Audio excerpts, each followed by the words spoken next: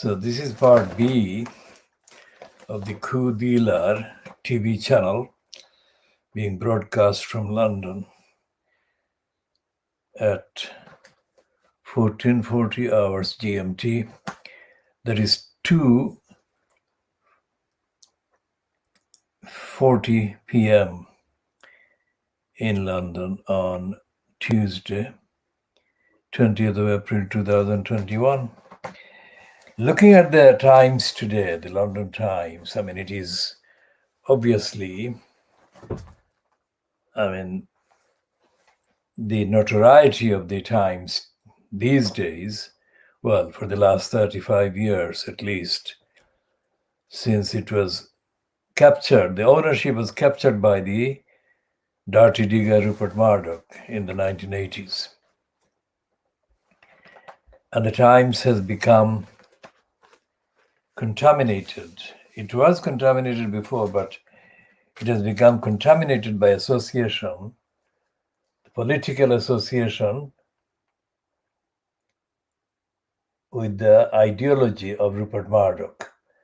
Now, this is a stupid editorial that is telling today, Tuesday, 20th of April 2021, telling Boris Johnson that he must meet Narendra Modi. He must.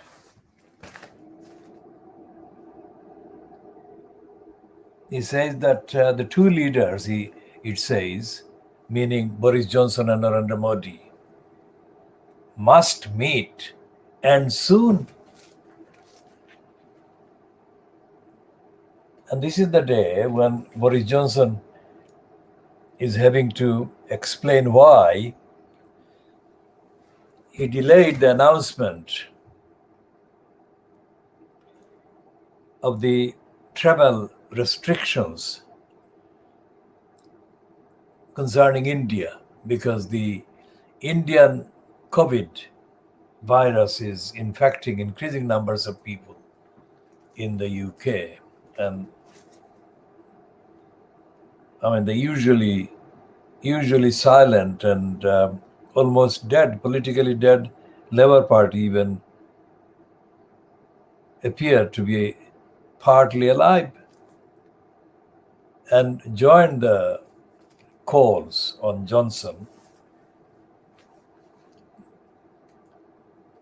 to cancel his planned visit to meet Narendra Modi.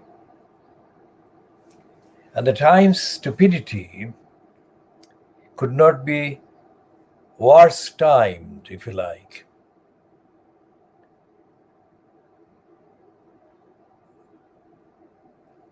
And the Times idiotically refers to Arundhati Roy, the writer, who says it's about what we choose to see and what we choose to turn away from. Well, she's saying that about the India's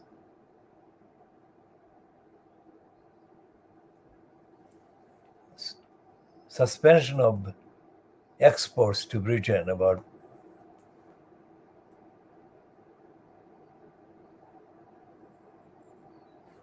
vaccines.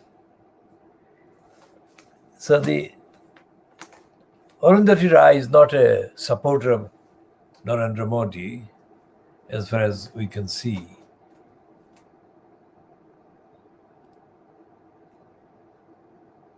And the Times' inclusion of her quotation shows the Times' stupidity, ignorance, and irresponsibility.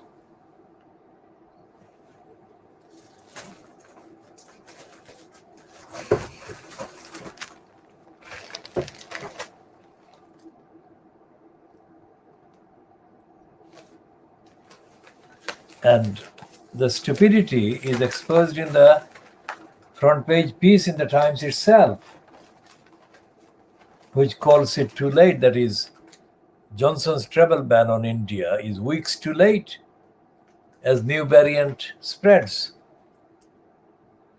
That is how stupid the Times is.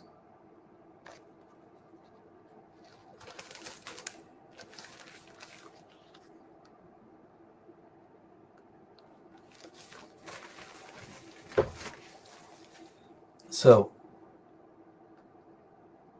we have other evidence of stupidity on the part of the Free Street titles. And as we have said evidentially earlier,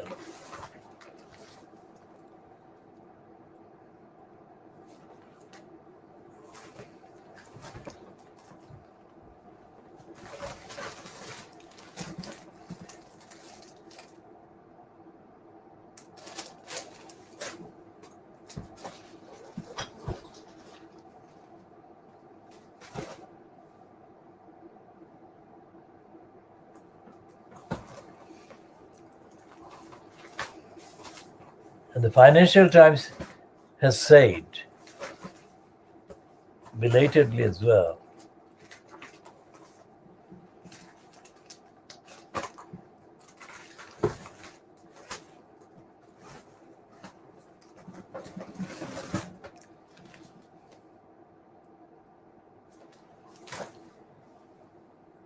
that the slow response to AstraZeneca side effects alarms experts. Throughout the last, 2 calendar years now, Boris Johnson has been found to have been neglecting taking actions, delaying taking actions, and taking the wrong actions. And the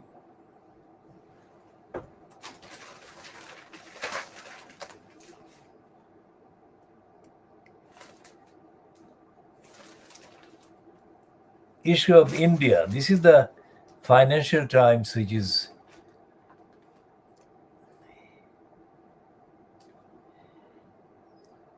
running a story about children gaze through the window of a train in Guwahati, India.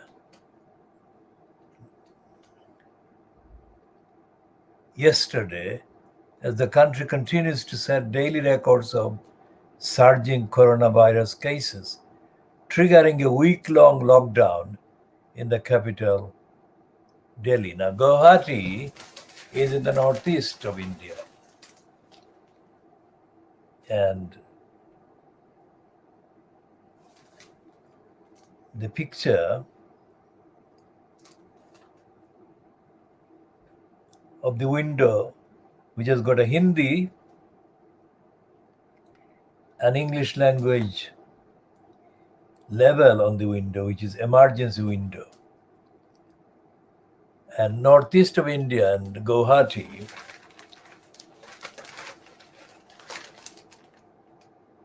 is part of the big region in the northeast, which has been neglected for the last 74 years, since August 1947. And deep-seated, deep-running poverty, deprivation affect the whole region. Guwahati is part of that region.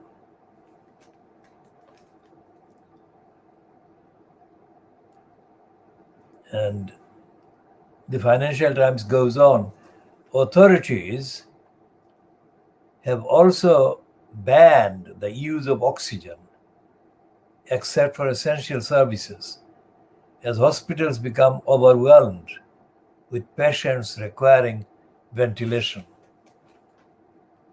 The UK yesterday added India to its travel red list, which will require British nationals traveling from India to quarantine in a hotel for 10 days from Friday.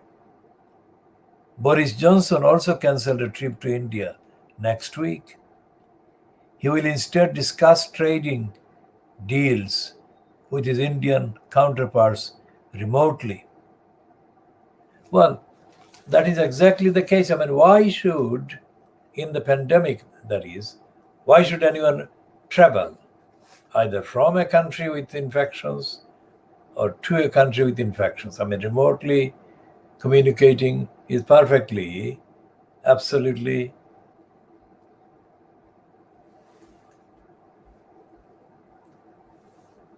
competent and effective. Why this fuss about traveling? And why the stupid Times saying that Modi must meet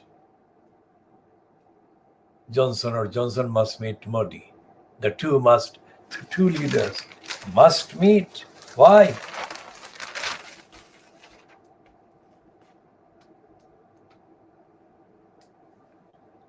And there is a Financial Times admission.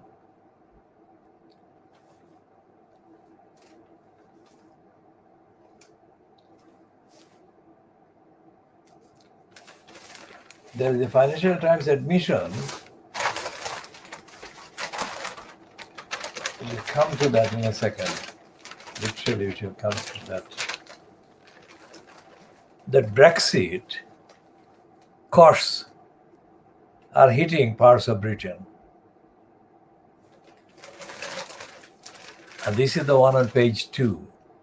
The heading is Brexit costs hit Northern Ireland drug supply. What it means by drugs is, of course, medical drugs or medicinal drugs. Non-brand makers start to halt shipment as red tape forces rise in charges. And there is a very familiar kind of topic that is hardly kind of mentioned in the flea street papers because they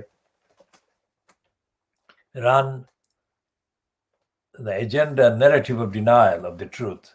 But this one is an admission again about the council's failing children, safeguarding children. Well, the headline is not, or the heading is not saying about safeguarding children, but the heading does contain the safeguarding children duties in its overall reference. The heading is Children's Social Care System Needs Fundamental Redesign. So it's the system. So the system includes the safeguarding children duties that the councils owe. And in the case of Tower Hamlets Council, the councils are failing, neglecting, as we have been chronicling about the serious dangers to which the 4 Bethnal Green schoolgirls, Bethnal Green in Tower Hamlets, schoolgirls had been exposed by the negligence of Tower Hamlets Council or complicit negligence, because as we have referred to the entry about the girls in the Wikipedia, despite the fact that we have always evidential reservations about the contents of the role and the agenda followed by Wikipedia. Despite all of that, there are certain factual references in the Wikipedia entry that is retrievable by looking up the entry on the girl Sharmina Begum. Sharmina is spelled Sharmena. Sharmina. The Sharmina Begum's entry refers to most of the details, not all the details, but most of the details in that particular portal and website. And in that entry about Sharmina Begum, Wikipedia says that she was groomed by 2 women whom it doesn't name except to refer to them as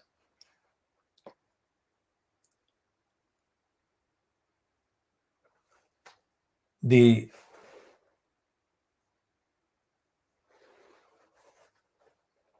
Sisters Forum, being connected with the Islamic Forum of or in Europe, which the Wikipedia also says is based in the East London Mosque, which is itself based in the complex that contains the London Muslim Centre, as the BBC mysteriously and corruptly over-promoted when it was launched. Because the East London Mosque or the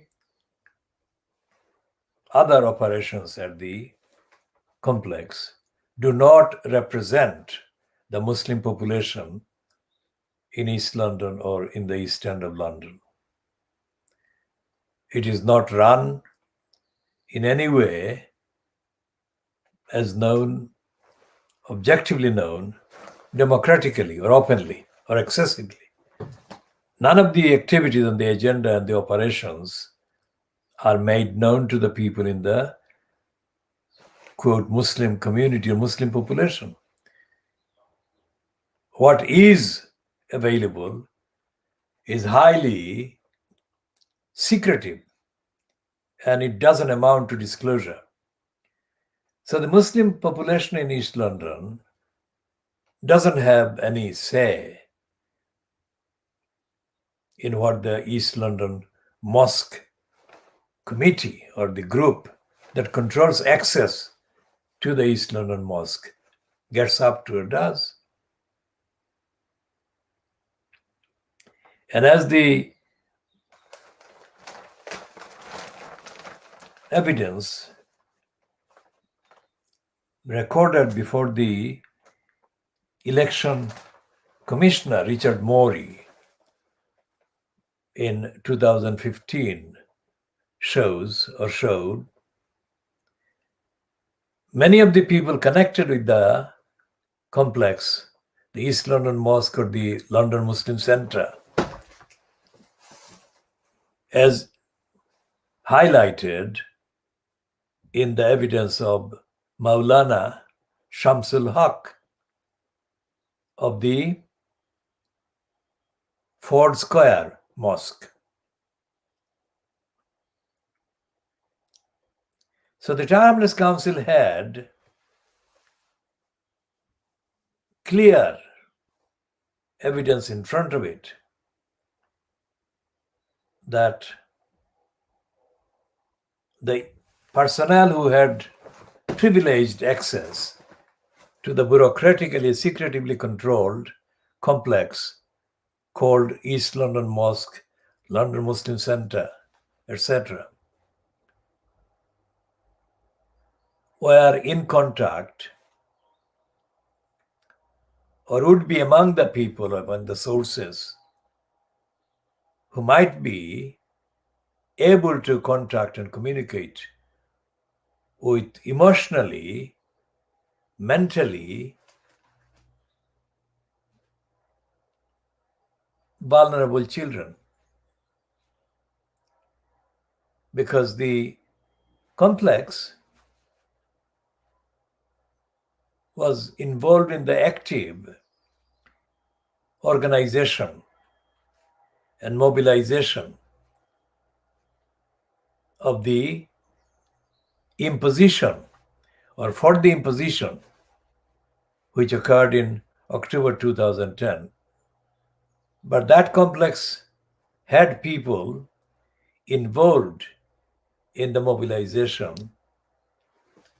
of the totally damaging imposition of the corrupt post of elected mayor. And they actively gave platform and space to Lutfur Rahman.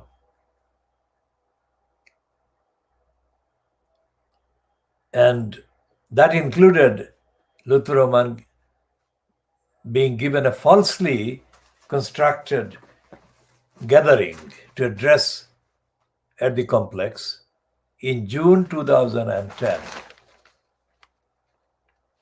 Now, June 2010 was the month after the referendum, so-called, produced the result that there should be an elected mayor.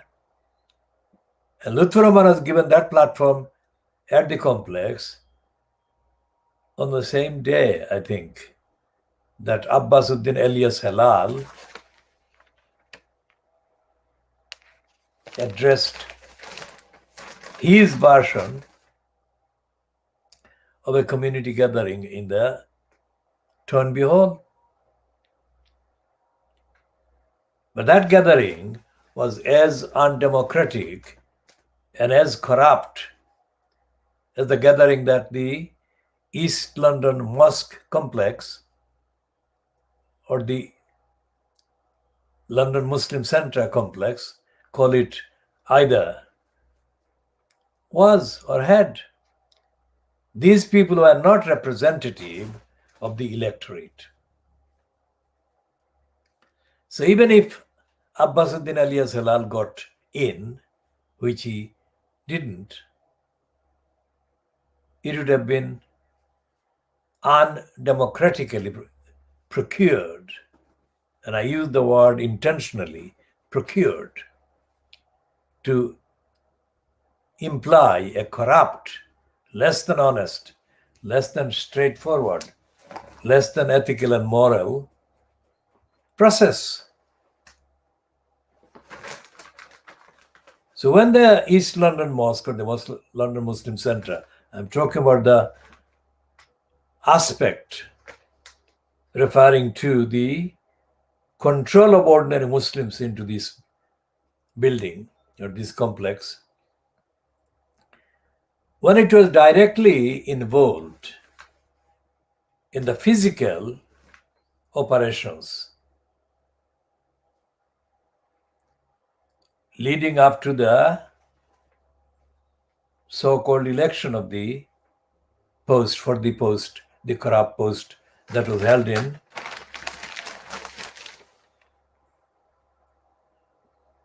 October 2010.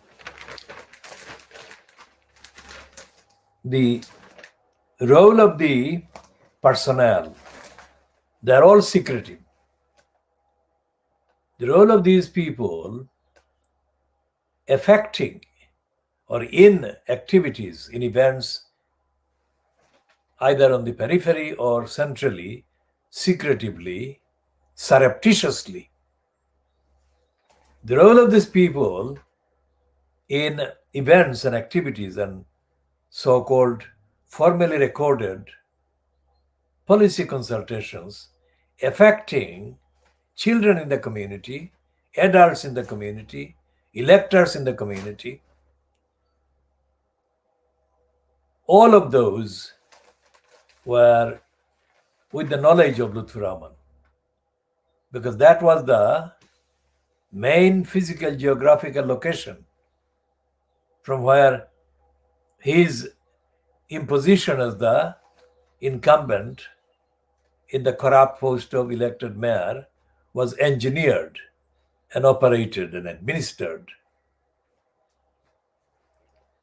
This was not an unknown thing in the wider public, wider interested members of the public, because on the 1st of March 2010, Channel 4 television allowed its dispatches slot to carry a program fronted by Andrew Gilligan called Britain's Islamic Republic. That was 1st of March 2010, Channel 4 dispatches program. And almost at the beginning of that program, Andrew Gilligan showed footage of individuals openly, clearly plotting to have Lutfur Rahman as the incumbent in the post of elected mayor. Now that was in March. That broadcast was in March but it was filmed during the previous weeks or even months. But the fact was that whatever the length of the recording or filming or the research,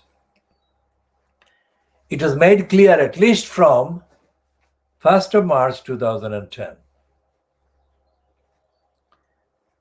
that Operation Luthu Rahman as elected mayor was ongoing, underway from the East London Mosque or the London Muslim Centre complex. Neither Gilligan nor any other non-Bangladeshi or mainstream kind of white quote journalists or reporters has ever shown any involvement of ordinary members of the Bangladeshi community, either in Tower Hamlets or in the rest of the UK, with the security personnel that control the access to and the role of the front organizations based at the London Muslim Centre and the East London Mosque. Remember what we're talking about. We're talking about this item in the Financial Times on page 2. The bottom right of the Financial Times of today, Tuesday, the 20th of April 2021. And this one is headed as a topic, it is independent report. And it says in the heading, Children's Social Care System Needs Fundamental Redesign.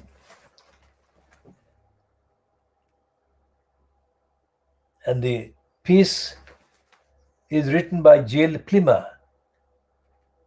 And it says in the first paragraph,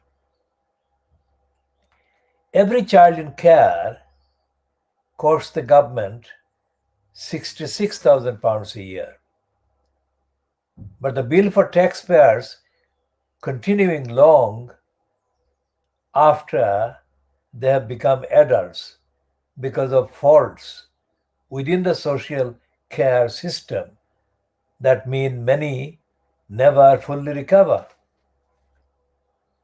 Around £6.8 billion was spent on the 103,000 children in the care system in 2018 to 2019, most of it on housing, fostering, adoption, and the legal services needed to bring the child into care.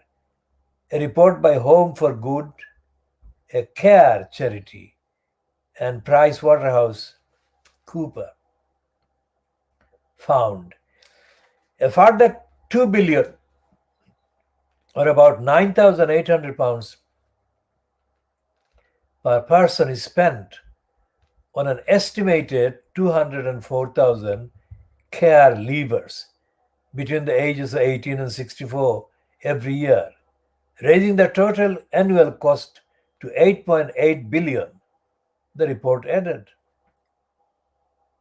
So, Home for Good. And it says, although most children would still receive parental support after the age of 18, care leavers are often left without any safety net, the report warns. The government announced in January 2021, that is, a review of children's social care in England, chaired by Josh McAllister, a former school teacher who founded the social work charity Frontline, which is primarily funded by the Education Department. The Competition and Markets Authority is also looking into the market. The number of children in care in England rose 28% in the decades to 2020 and is expected to have further increased during the COVID-19 pandemic, according to the local government association. Now, these are obviously very kind of compressed, aggregated facts. They are not the details. So, therefore, by definition of that kind of treatment of the data and the finding, they could not be talking about any individual council as such in that particular report. But we talk about that because all these headings and all the broad descriptions of the situation concerning children and children care, social care, affect and impact on the children that we've been talking about, in particular about Hrs Council, neglecting the safeguarding duties owed to these four girls. And we are very concerned that although we have been talking about this for the our campaign, that is, has been talking about these girls since it became publicly known due to television reports showing there the three of the girls, including Shamima Begum, either having crossed into Syria or about to cross into Syria via Turkey in 2015. There has been no reference. There has been no reference to their kind of being neglected by Hrs Council. There has been no reference by the Fleet Street media to the concept that these children were owed any safeguarding duties by their local council, the Hrs Council. And we raise this in the context of the piece published in The Guardian by this woman who is described as a professor at the London School of Economics, who is claimed to have been the lead in the SAGE organization about multi-ethnic whatever. And the person doesn't come across as being Asian or African, let alone Muslim. And her report in The Guardian actually promotes the local council's bureaucracy. And she doesn't actually explain what she knows about local councils and what she doesn't, and whether she cares about individuals let down by local councils or not. Her entire description in that article, or with that article, is that she is a London School of Economics professor and that she is part of the SAGE outfit. The only thing she says about councils is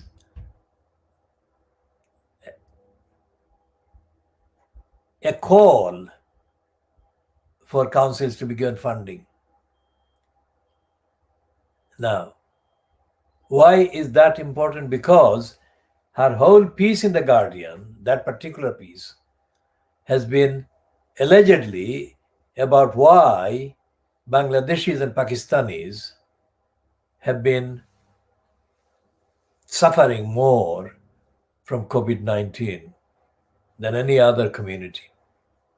Now, that claim of the subject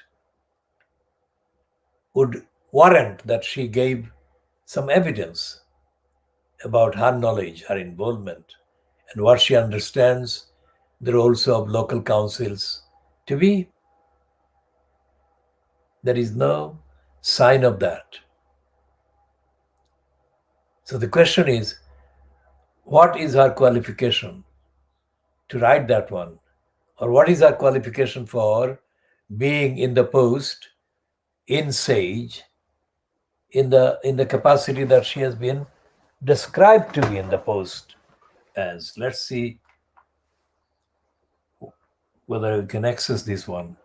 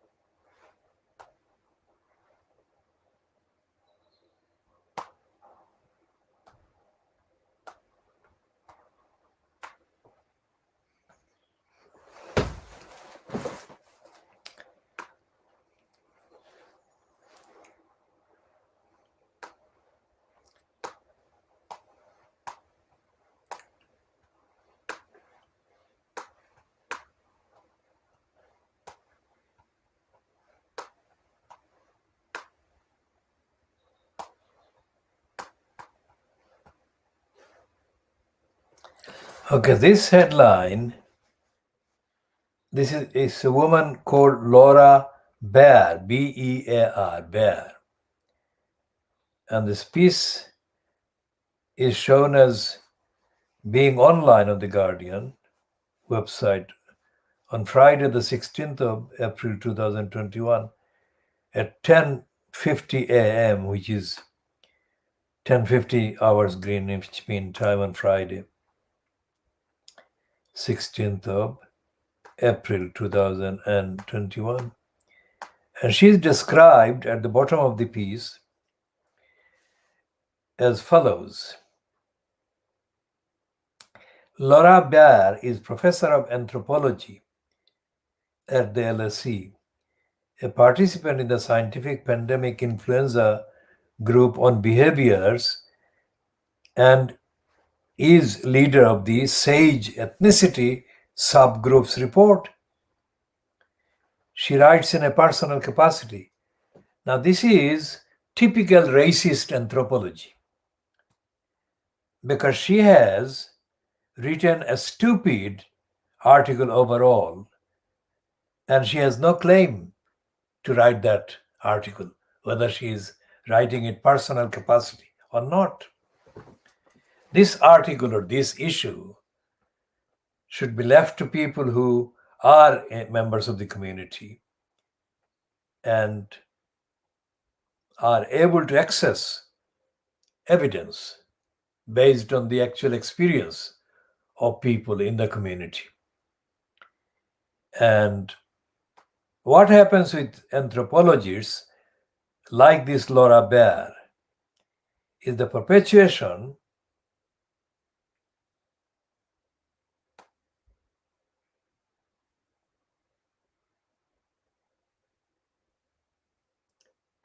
of racist ignorance and matronage. We call her matronage because she's a woman.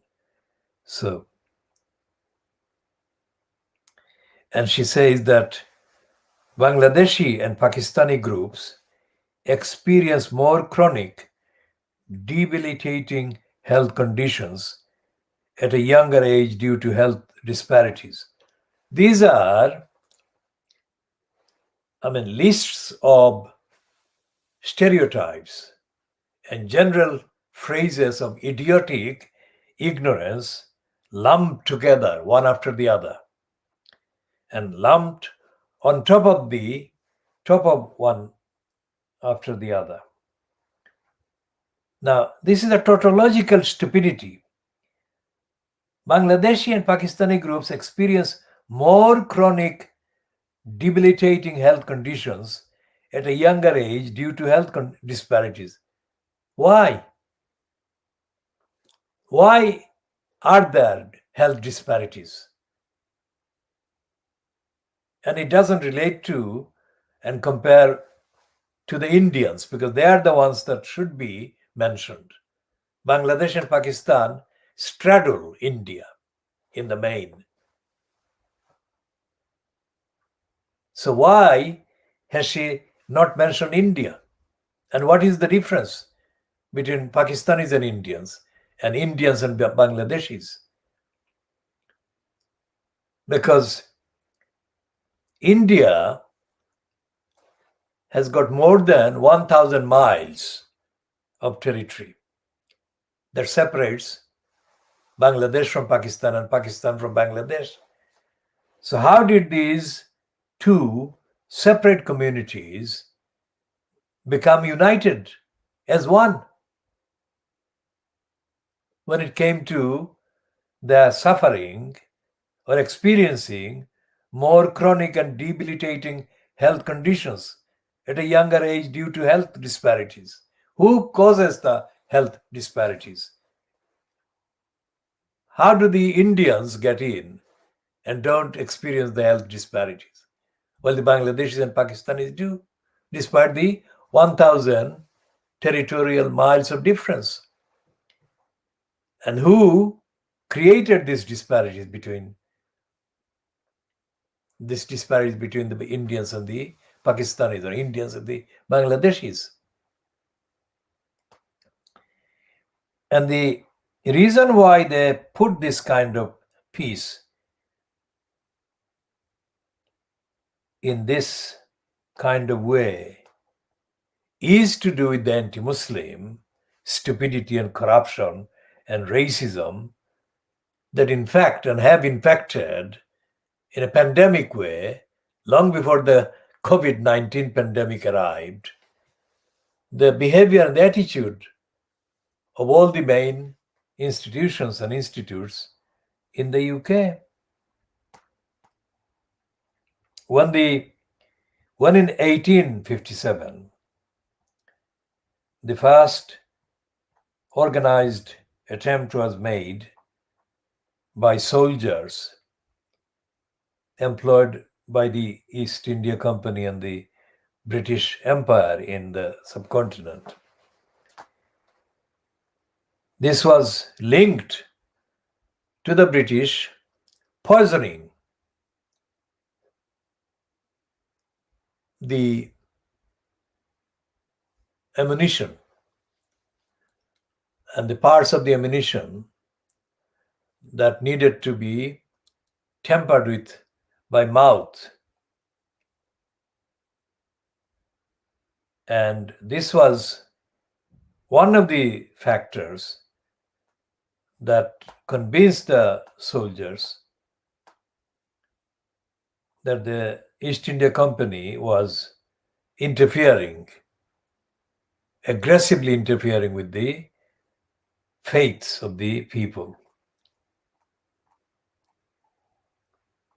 And this was repeated in the attitude expressed in his published speeches by Thomas Babington Macaulay 80 or so years later in the 1830s.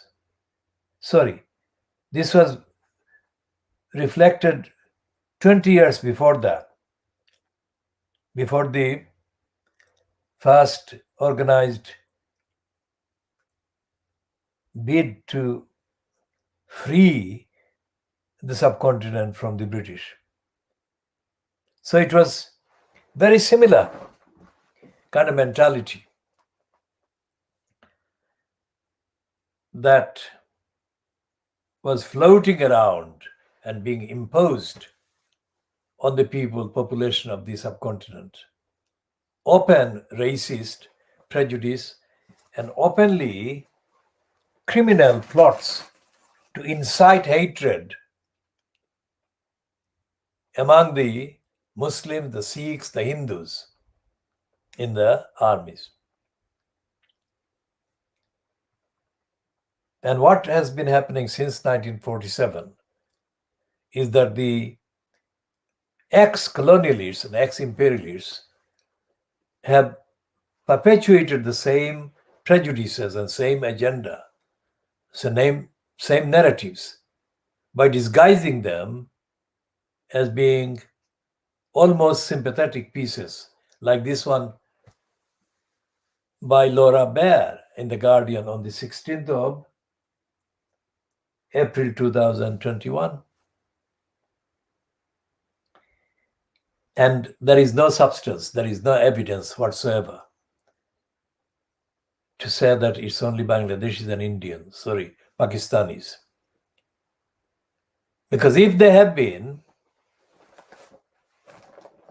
suffering disparity in health care, etc., previous to being exposed to this virus, then there have been other discriminations which can only have been based on hostility and discrimination against Muslims. That is what Laura Baer is leaving out. So it's not a kind of accidental thing that has happened. It has been going on for hundreds of years. In the case of the subcontinent and the British imperialist occupation, the discrimination based on the faiths have been perpetuated on purpose. I mean, as the language in today's Times newspaper gives away the game. I mean, it doesn't refer to Narendra Modi as a partner, as a junior partner. It says that India is the most important country for British business. Now, India is far bigger than either of these two countries, neighboring countries, Bangladesh and Pakistan. But it's not too far bigger, because 500 million people live in India, in Bangladesh and Pakistan. 500 million is a lot of people in terms of per capita share in the business either way. So if Laura Baer weren't a kind of anti-Muslim racist, she would not have written that piece. And if it is in The Guardian, then the rest of Fleet Street and the rest of the ordinary kind of public can assume that that must be about right. It's not. Because The Guardian is the main platform that supported the corruption and still supports the corruption of councils and corruption in councils. And as we have articulated and advocated and explained and stated with data, date and chapter and verse, throughout the 6 calendar years that Lutfur Rahman was in post, in that corrupt post of elected mayor, The Guardian found one excuse or another to suppress, to hide, to deny the evidence of wrongdoing that Lutfur Rahman was involved in. And The Guardian found meandering routes to deny the operation of this corrupt post, to the detriment of the electorate, both Bangladeshis and non-Bangladeshis in the borough. And The Guardian has not retracted any of its lies that aided and abetted the wrongdoing regime in Tower Hamlets Council under the corrupt post holder, Lutfur Rahman, of the corrupt post. And The Guardian hasn't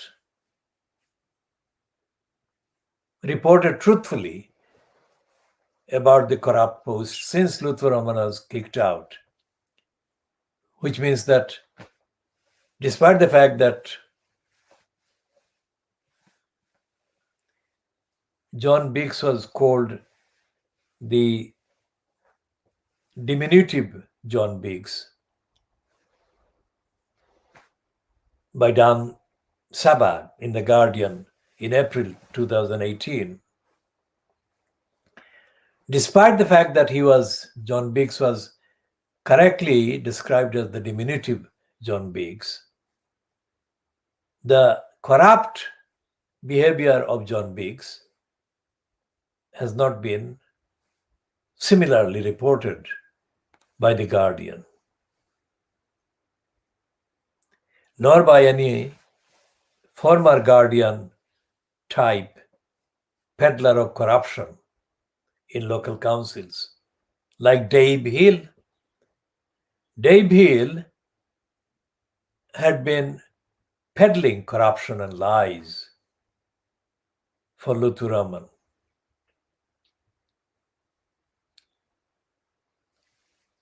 Immediately before the first election to the corrupt post of the mayor in October 2010. And it went on. Dave Hill continued to find excuses to peddle the corrupt regime fronted by Luthu Raman up to the very end of his incumbents, the corrupt incumbents, which incumbents was terminated by Richard Morey on 23rd of April 2015. And while Dave Hill did his so-called London blog peddling the corruption in Tower Hamlets Council and by Tower Hamlets Council, let's say the organization that controls the Guardian provided as additional players in the fabrication of the image of a competent kind of council fronted by Luthu Raman. The services, so far as they were presentable, of the partner or wife of Alan Rabisha, who was in post as editor of The Guardian throughout that time, Lindsay McKee. I had met Lindsay McKee many, many years before, as I had met other criminals, posing as kind of white, patronizing members of Fleet Street. And I found her dishonest all those years ago, and I have not had anything up to the period of her joining the corrupt cabal called the Fairness Commission in Tower Hamlets. The crooks that were collected together to promote the image of Luthu Raman by a diversionary, corrupt project funded at the expense of the people's money in the budget of the council. And this cabal was intentionally put together to produce a corrupt, untruthful statement called the Fairness Report. And that was a complete diversion. It was called Tower Hamlets Fairness Report, but it was nothing to do with Tower Hamlets Council's unfair behavior. And it had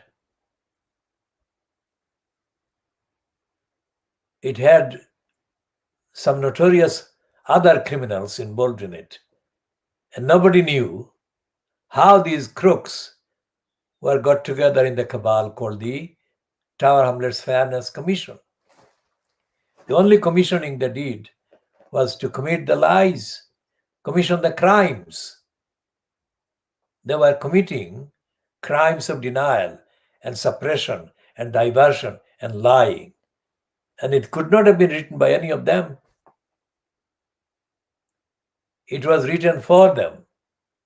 And they presented it as they had been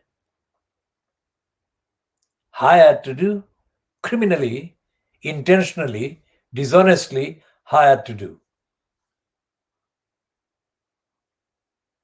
This is the Guardian, remember, we are diagnosing. We are not diagnosing the other titles in Fleet Street, in this particular one. And we are doing that to show that in the coverage, in the kind of actual words that copy the texts that the Guardian readers see, there is not the representation of the truth. And readers are never told in the Guardian the truth about local councils. And you can, anyone watching this can check the contents on the agenda of the Guardian about the local government, local councils' behavior. And so therefore it's not like newspapers supposed to be covering, that is, one word meaning reporting, covering meaning reporting, and coverage ordinarily meaning reportage. But in the case of The Guardian, its covering of the behavior of Tower Hamlets Council has been consistently to cover up, that is to hide, to do the opposite of reporting. So anyone who wants to know why I am saying all of this about the corrupt role and corrupting role of one Fleet Street title, that is The Guardian, can start by looking up this report, so-called Tower Hamlets Fairness Commission report. It is still accessible through the council's website. And it is the biggest collection of stupidity under such a headline, Fairness Report. It doesn't say Tower Hamlets Council is doing unfair things. It doesn't say anyone else is doing unfair things. It's a banality. It's a collection of banalities, just like Laura Baer has done these banalities at the expense of the Bangladeshis and Pakistanis put together. I mean, she united the Bangladeshis and the Pakistanis in a bizarre article in The Guardian. I mean, what is the common factor between the Bangladeshis and the Pakistanis? There is no common factor because, as I've said before, even Ayub Khan, who wrote Friends, Not Masters, made a distinction between the people of then West Pakistan and the people of East Pakistan on ethnic, racial grounds. And that was in the very early 1960s. What is Laura Baer's evidence that all of those ethnic and racial factors have disappeared and made the Pakistanis and the Bangladeshis equally vulnerable and equally kind of discriminately disadvantaged and treated with equal kind of discrimination. And she says that the kind of propensities, the predispositions to the bad, negative experience had already existed in them. I mean, what did they have in common? I mean, Pakistanis, 1,000 miles apart from Bangladesh, what did they have in common? They didn't. Not physically, not biologically, right? The only thing that the Pakistanis and the Bangladeshis had in common and have in common is the faith, which is the first route by which they are targeted for discrimination, adverse treatment, denial of service, which are not confined to them. In fact, other Muslim people are discriminated against. And there are layers and layers of daily denial of service and discrimination, obstruction and prejudice perpetrated daily against Muslims of all backgrounds in the UK, and it has been ceaseless. It has never stopped. And none of these experts, based at the London School of Economic Fantasy, has the slightest idea or interest or respect for the truth. So when there is this climate in the last kind of 2-3 weeks, which climate was broken yesterday by this breakaway football plan that the Guardian calls it, and the splitting of the clubs, the great game robbery, which the Sun calls it. They produced this stunt and forced all the Fleet Street papers to give this prominence in a religiously devoted, uniform way, just as they have been doing with the coverage, promotions that is, not cover up, but coverage in the promotions of the image of Brenda, the monarch, and her just deceased and just buried husband. So when we call this program World Exclusive Diagnosis of Fleet Street, this is the latest set of diagnostic evidence that are unique. No newspaper review, no newspaper preview, no newspaper commentary on any channel other than this one would do the same. And so therefore we are doing something that is unique, world exclusive, and absolutely vital for the establishment of the truth. And the truth is not established by the likes of Laura Bear, who are peddling lies under the banner of the SAGE or the location of the London School of Economics or any other school. London University has a college. Well, it has got several colleges across London and based also in the suburbs. And some of these colleges are misdescribed by both the public and the media as being universities in their own kind of settlement. But they're not. They're constituent colleges. For example, there is a thing called Queen Mary's in Mile End Road. Just before you going east, just before you go there, you go past the building that used to be called the Water Lily. We shall come back to Water Lily. There is this Mile End based Queen Mary's. And the Queen Mary's has got its own kind of pretensions. It is encouraged by the London University bureaucracy itself. But it, like other London University constituent colleges, has got its own kind of psychological complexities. So it encourages the confusing labeling of itself as a university, as does Goldsmith in Lewisham,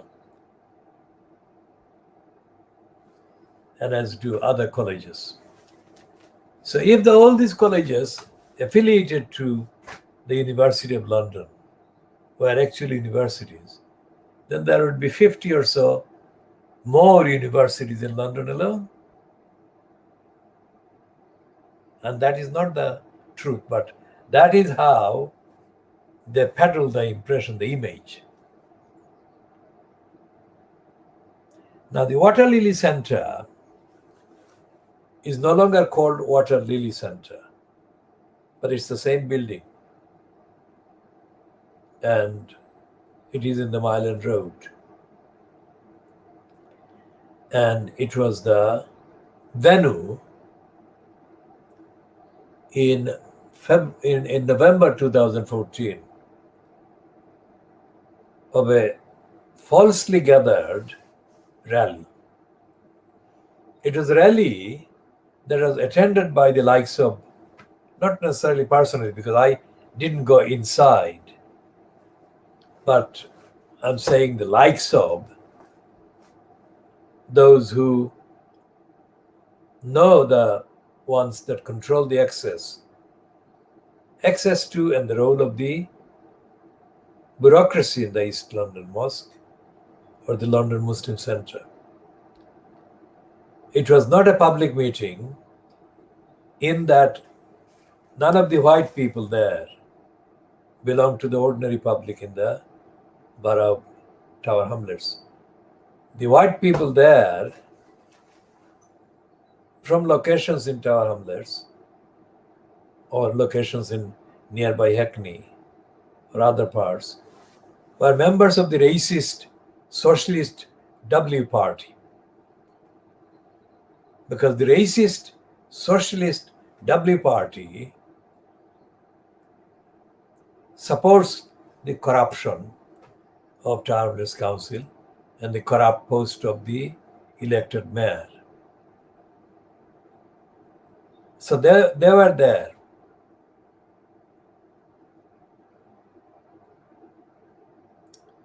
On the occasion when Lutfur Rahman needed to have a kind of float following the declarations against his frontage by Eric Pickles, who was the cabinet minister imposed as the minister for the department dealing with the councils, local councils. He was called the community secretary, but he held the post more or less now held by Robert Jenrick, who is called the housing secretary, not the communities secretary. It's Jenrick who has kind of recycled at least one commissioner that Eric Pickles had foisted on Tower Hamlets Council. And that's a man called Collar. Collar carried the wrong calls because Collar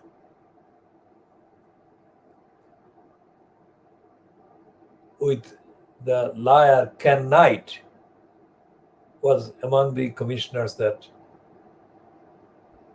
Eric Pickles had sent to Tower Hamlets. And as it turned out, Collar and Ken Knight and others created no qualitative difference in Tower Hamlets Council, created no cultural difference from one of being unaccountable to one of being accountable.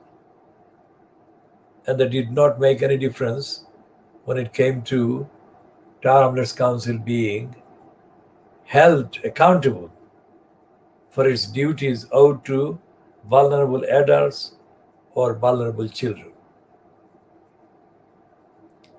And as I made open statements condemning them to their face, I called Ken Knight a liar and his colleague Collar a liar, as I called John Beeks a liar, on the evidence, and I still do.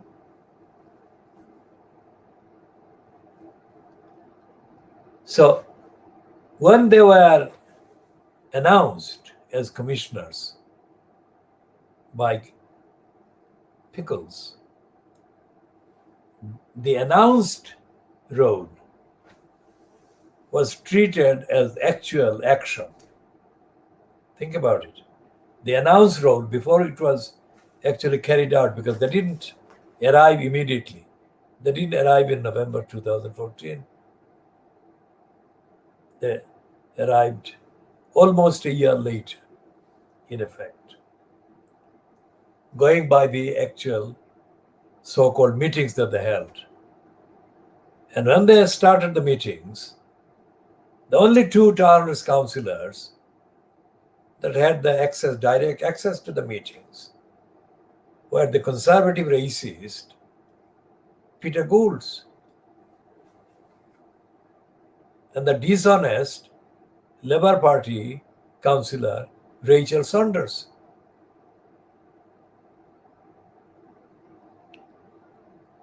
And Saunders was repeatedly addressed by Collar and Knight as if Collar and Knight were there to please Rachel Saunders, not for Collar and Knight to be observed and occasionally addressed by a mere councillor. The roles were mysteriously reassigned. And it seemed that Rachel Saunders was literally attracting both of these men. And they were speaking to her as if they were kind of in a temple worshipping Rachel Saunders. Remember what I'm saying here. What were the mysteries?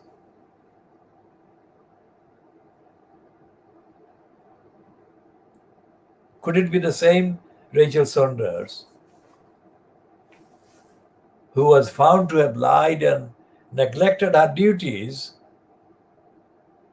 as the chair of the social services and the duties the council owed and she owed by that definition to the children? What was the mystery for Kola and Knight treating Rachel Saunders with persistent deference? What was she saying? Because we couldn't hear or see anything that she was offering that warranted this kind of sick-making, embarrassing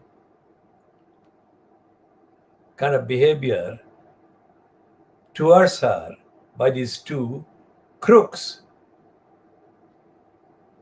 Now that's the reality, witnessed reality of the behavior of all these individuals. And these realities, these activities were only witnessed long after that meeting.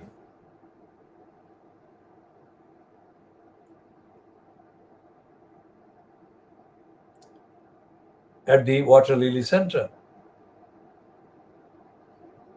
So there was no basis, there was no physical basis on which the commissioners could be described as being bad and fascist and oppressive and against Luther Roman at all, because they had not even arrived and they had not started any publicly visible, accessible contacts or communications with Rachel Saunders or Peter Goulds or anybody else.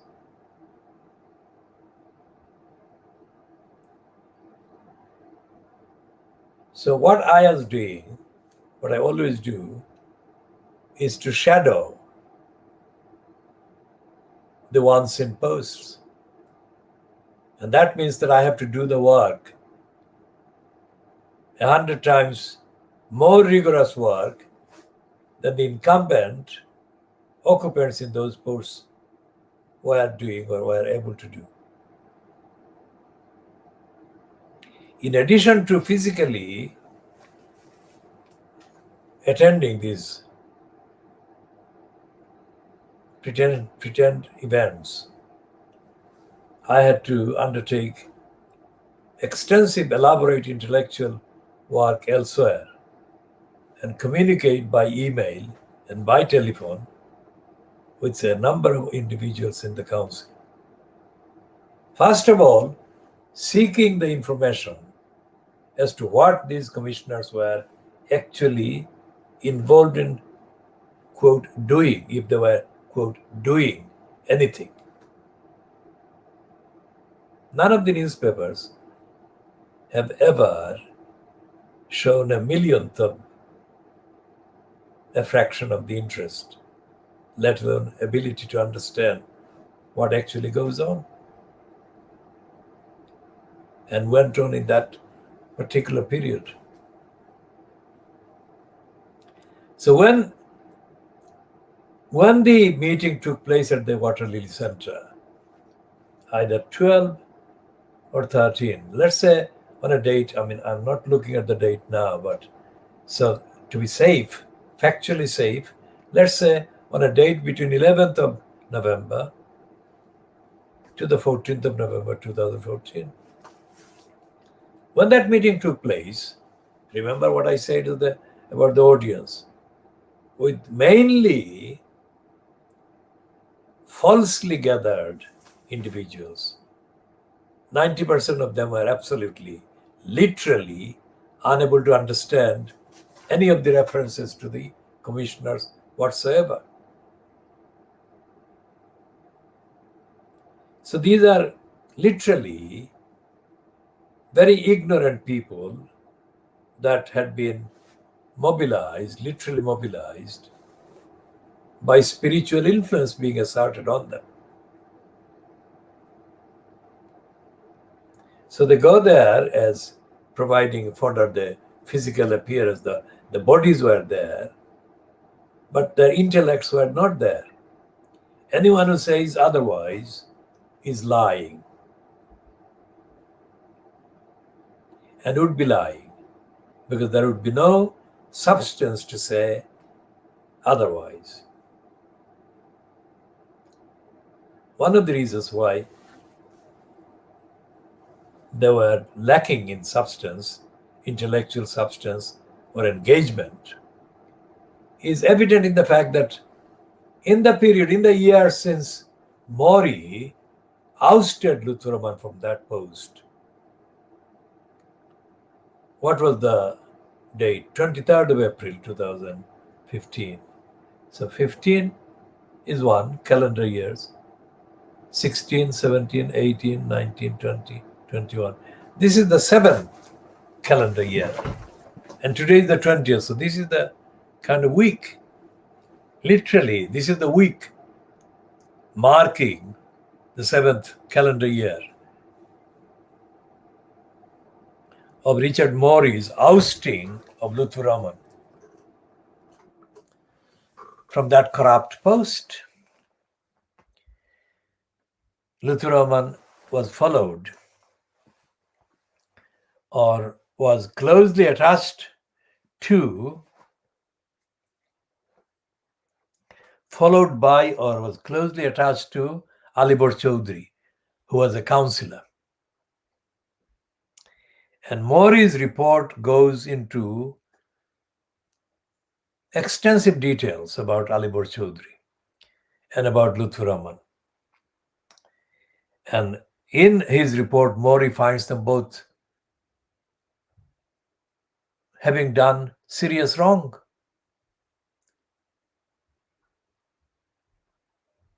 And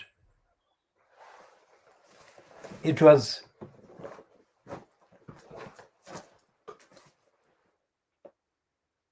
few months. That was April 2015. And November 2014 was what? 4, 5, 6 months before Mori ousted Luthuraman. So 6 months before Mori, the election commissioner, satisfied himself that according to the evidence that he had seen and heard, and according to the law that he was following, Luthuraman had, what had he done? Let's look at what Mori said about Luthuraman.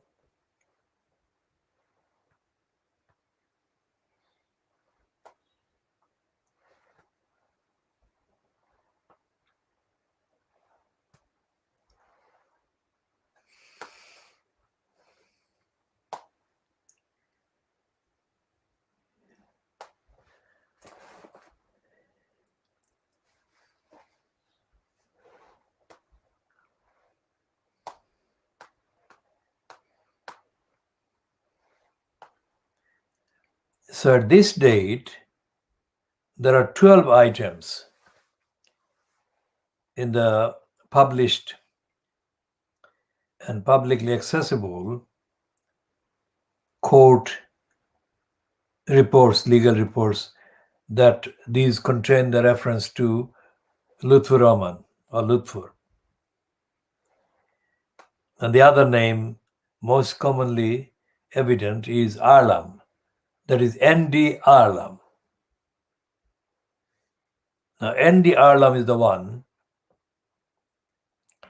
that was described as the lead kind of member of the petitioners.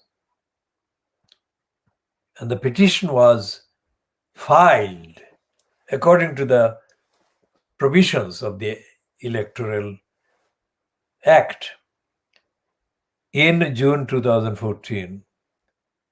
and Andy Arlam was involved in the submission of the petition. So this item, which is dated 23rd of April 2015 and is called case number M/350/14. Now that is 14 is a reference to the year of the petition. And it says, before Commissioner Richard Morey QC, Andrew Arlam, Debbie Simon, Azmol Hussain, and Angela Moffat, and the other party, Muhammad Lutfur Rahman, John S. Williams, within brackets, returning officer. And there is a list of the people who represented them.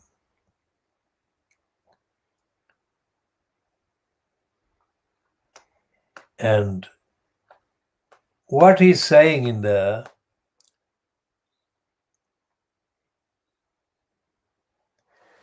he's quoting the petitioner's claim against Lutfur Rahman in the petition. And it's paragraph 62. So it's divided into, let's say, items from A to L, M, A to M. So I'll read that one. The petition alleges the following practices, and C is equal or is intended to mean corrupt, and T is illegal. Now, so what he's saying here, Mori, is personation contrary to section 60 of the Act, that is C, that is corrupt. Voting when not entitled to do so, contrary to section 61. It's illegal. Possibly double voting, contrary to section 61(2), illegal. Postal vote offenses, contrary to section 62A, corrupt. Tampering with ballot papers, etc., contrary to section 65, illegal. Making false statements about a candidate, in this case Mr. Biggs, contrary to section 106, illegal. Payment of canvassers, contrary to section 111, illegal. Bribery, contrary to section 113, corruption, corrupt. Treating, contrary to section 114, corrupt. Undue influence involving the threat of spiritual injury, contrary to section 115, corrupt. Undue influence involving intimidation at polling stations, voters going into polling booths together or leaving campaign material inside polling booths, contrary to section 5, corrupt. Section 115, corrupt. Undue influence involving the misleading of voters by claiming that Mr. Rahman was a Labour Party candidate, contrary to section 115, corrupt. And M, general corruption in the borough designed to secure Mr. Rahman's election. Now then he goes on and he addresses all these individual items that he has separately kind of mentioned. And when it comes to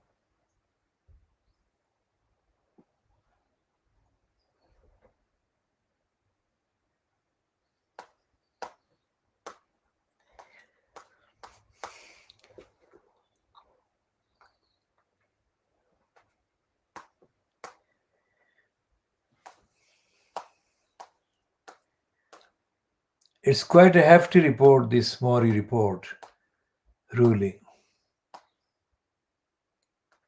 And he covers 686. He has got 686 paragraphs.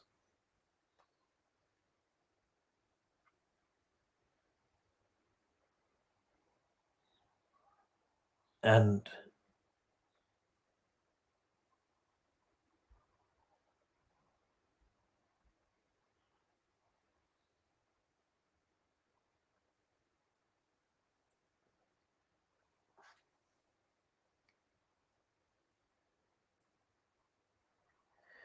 at paragraph 683, Mori says, the Bangladeshi community, that is the Bangladeshi community in Tar Hamlets, not in Bangladesh, Bangladeshi community might have thought itself fortunate to have been the recipient of the mayor's lavish spending. But in the end, the benefits were small and temporary, and the ill effects long lasting. It was fool's gold. Now, anyone going to vote on the 6th of May, that is coming next month, the 6th of May is also the mayor election, London mayor's election.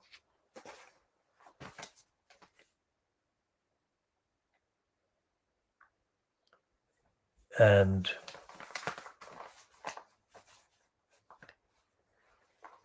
London Assembly election, 6th of May. But 6th of May is also the referendum about the mayor in Tower Hamlets and in Newham. Anyone who is eligible to vote, legally eligible to vote, and is going to vote on that day, or has voted or will vote by postal means, lawfully vote by postal means, should vote no to the elected mayor. Because if they don't vote for keeping the elected mayor post, then that post will be the nightmare for the rest of their lives. Because there is no difference between one dictator and one liar and another dictator and another liar.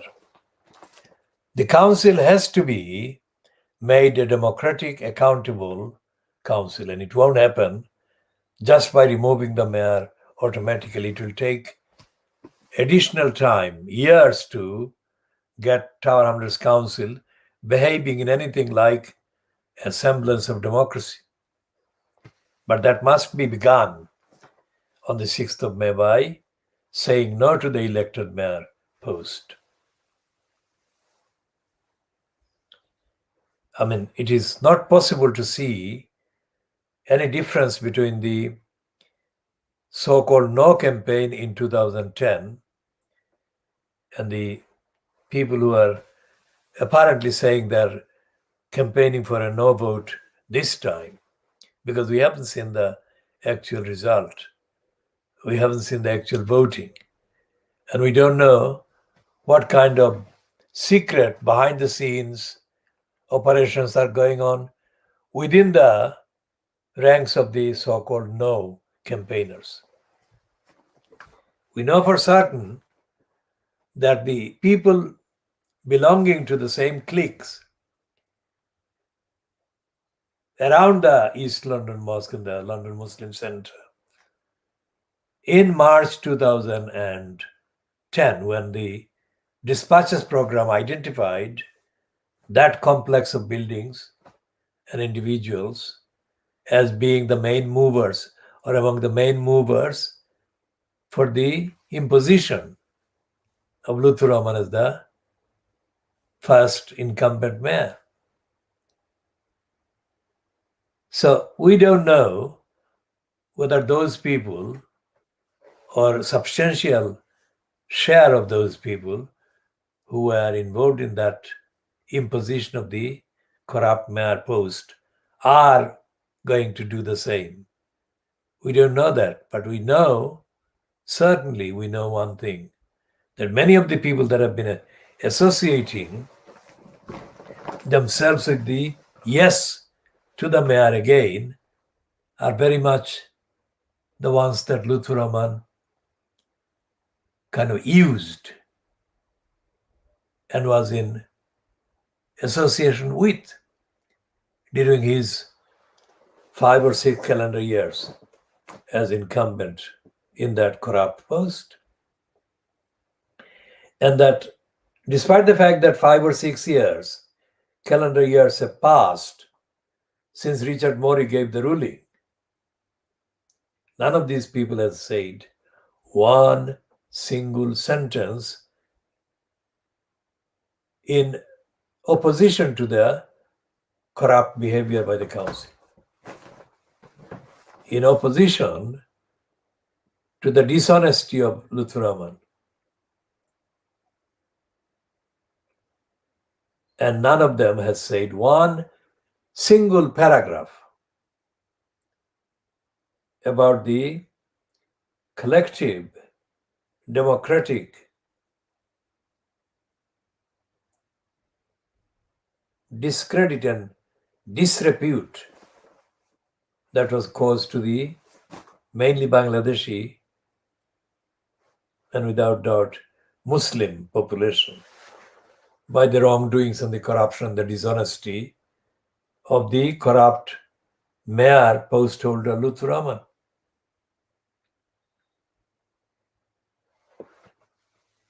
All the evidence that are kind of on the record and accessible concerning the incumbency by Luthu Rahman in that post shows that he was secretive. He was secretive up to the very last moment. What was he hiding? Was he hiding the evidence that he had? We are not saying that we know he had the evidence, but we are asking the question, was Luthu Rahman hiding the evidence of the sufferings of the many vulnerable people who were denied service by Tower Hamlets Council?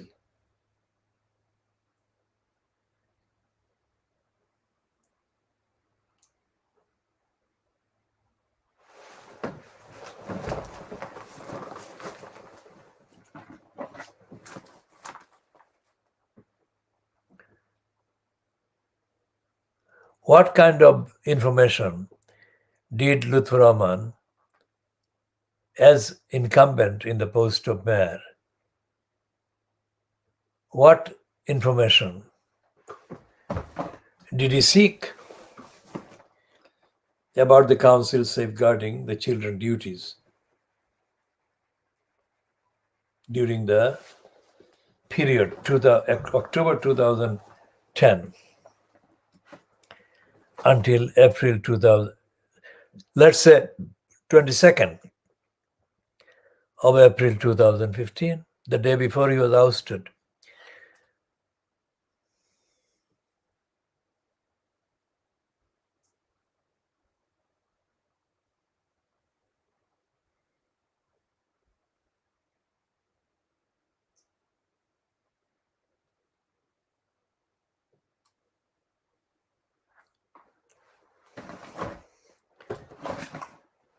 As the Ofsted report, published 2 years after Luthu Rahman was ousted, showed, Rachel Saunders, the chair of the Social Services Committee, or the deputy mayor in charge, so-called, of the children's kind of and social services kind of brief in the name of Travelers Council. She even didn't attend meetings of crucial committees, or she didn't attend crucial meetings held to discuss the council's duties.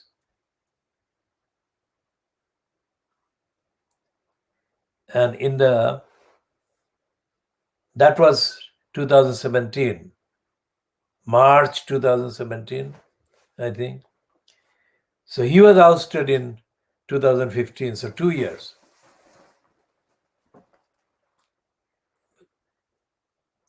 If the Ofsted report found, in effect, against Rachel Saunders, which finding was significantly responsible for her resigning from that post, it follows that if a similar kind of assessment had been made of the council's behavior during the period October 2010 up to, let's say, March 2015, it would have been clearly written in that report what the council was doing, covering all its duties, because none of the duties can be secret. All the duties have to be public.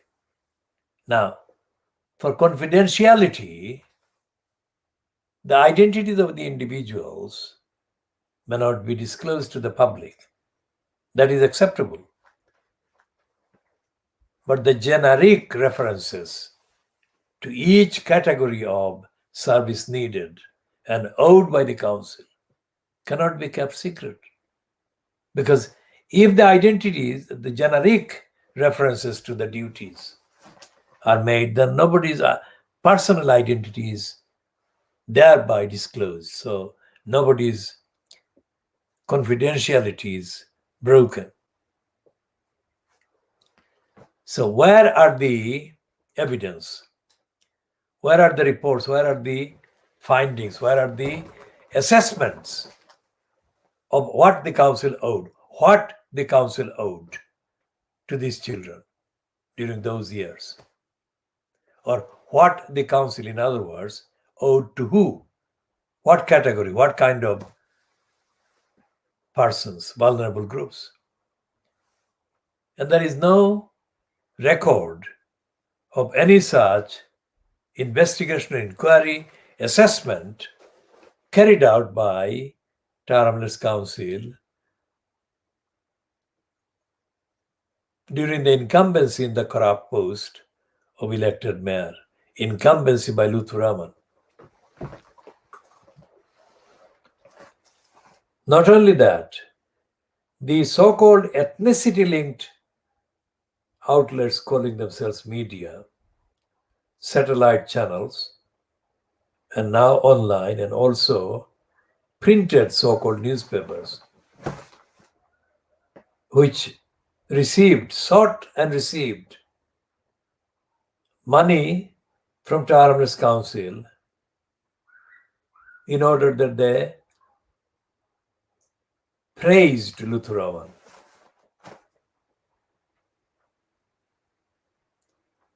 There is no reference to the safeguarding duties owed to the children by Taramlas Council at any time in those years. Now that is the failing of Luthu Ramans. So what did the Labour Party opposition councillors do? Did they bother about this duty owed to these children? If they did, will they publish the details of what they did by way of showing concern for the very dire situation in which these 4 girls had been exposed? As we have said, the involvement of the East London Mosque in the grooming of these, well, at least Sharmina Begum, is a turning point, or the fact of their involvement, as asserted by Wikipedia, is a turning point in the whole narrative. Because what it says is that these girls were not born wrongdoers, that they had been targeted to get involved in things that they didn't understand the meaning or the implications of, but were too immature to resist the temptation of getting involved in. And what it turns out they were doing, they were just being kind of glorified or elevated to a description that was nothing to do with their intellectual abilities or readiness or whatever. But they were actually children being sexually abused by whoever targeted them or recruited them to whoever. Because all of them were children. These girls were being, in effect, raped.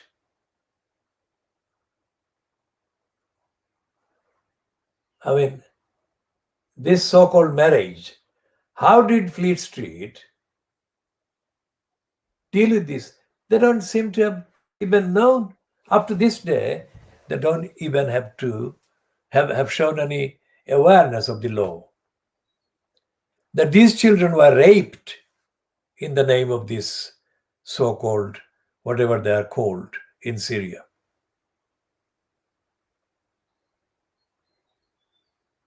So Timeless Council didn't do anything while these children from Timeless were being raped.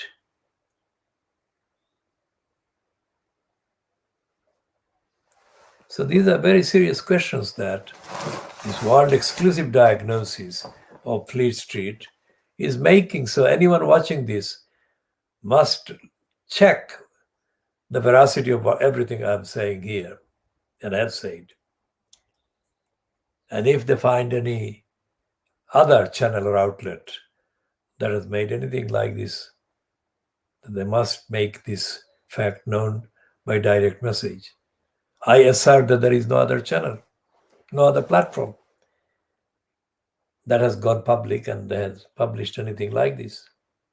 It's a very long and complex set of facts and evidence that I have hereby summarized and updated with. So when they held this meeting with this artificially assembled gathering at the Water Lily Center, they had these usual suspects, George Galloway and Ken Lying Still Livingston. And Galloway made such a series of idiotic assertions that we dealt with him online immediately after he made those. So we're not going to repeat. You have to check on the contents of what we said at the time. And Livingston completely lost it because he said in the first fortnight, that meeting took place in the first fortnight of November 2014. So he said that the people present there should go to the home address, wherever the home was, of these commissioners and make noise and condemn them, whatever.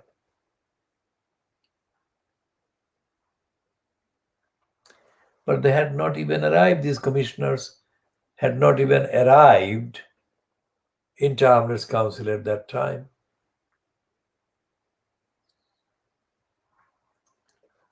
So what was Livingstone doing there? First of all, Ken lying still Livingstone was mistaking this gathering of people, all of them. Let's take the few white ones that are actually racist operatives from the cover, wearing the cover of the SWP.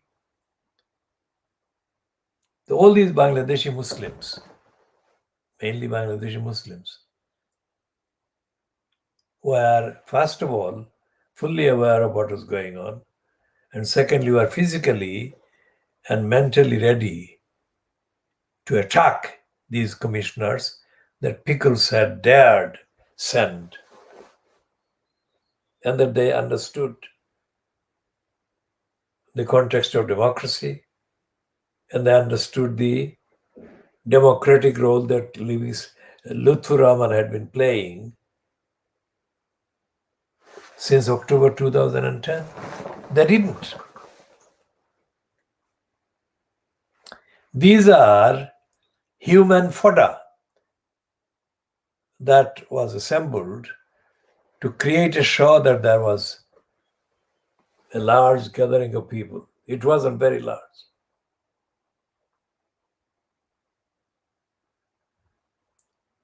So these people were there on a false kind of information that something was happening which wasn't happening.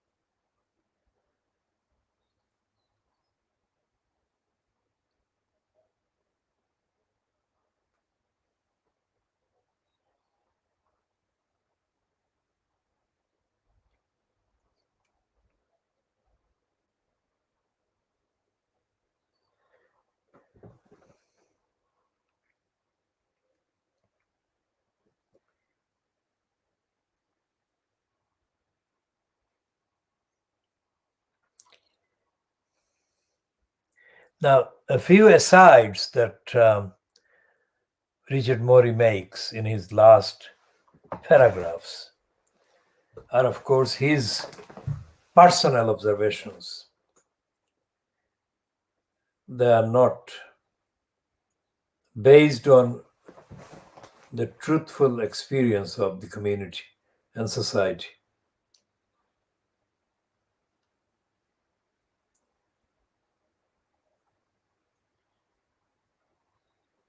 But even his personal observations are made in the context of the overall report. And if there is any sign in Morey's language of his being anti-Muslim, then given the whole of the report, the whole of the kind of ruling, it has to be said that Morey was given an invitation by the wrongdoing Lutfur Rahman to have a go at the expense of the opponents of racism and anti-Muslim prejudice and bias. Because that's the groups that Morey is actually attacking. But the fault lies not with Morey, the fault lies with Lutfur Rahman And even more seriously, the fault lies with the others who are not necessarily covered in the words, but the others who actually created or helped to create the appearance of impunity from accountability. As I have said before, in the so-called public gallery, during the council meetings, the ones that I have attended, I didn't attend every single one, but I have attended a few. And I noticed that even the slightest of comments from the public gallery warranted the denunciation from the very vocal so-called supporters of Luther Rahman, who denounced these mild critics.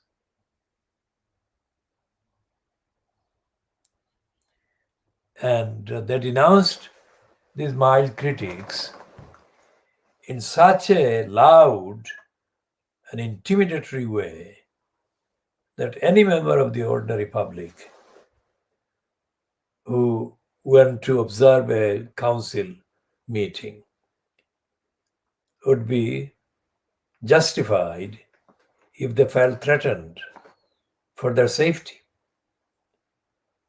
Now, if that was the atmosphere created by Bangladeshi man bullying white people present at the kind of gallery, then these white people would take the message to their respective communities that this council is a thugs council, that there is a thug sitting there and there are thugs shouting at people on his behalf. So that is something that did happen. Many people witnessed that. So is that what the people going to vote on the 6th of May going to retain? They must vote no on the 6th of May, no to the mayor, and help create a movement back to accountability, democracy, basic democratic principles.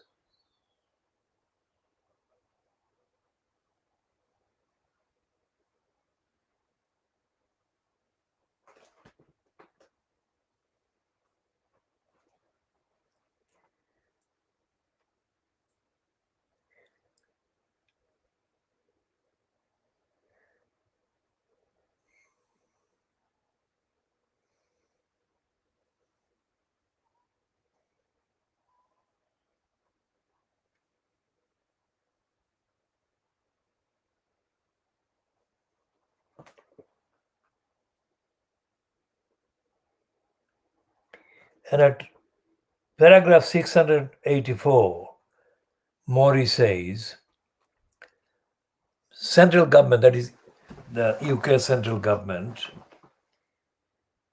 has already had to intervene once. And on the 4th of November 2014, the Secretary of State, Mr. Eric Pickles, announced the appointment of commissioners to take over a number of functions of the mayor and council, particularly in relation to grants money, remember?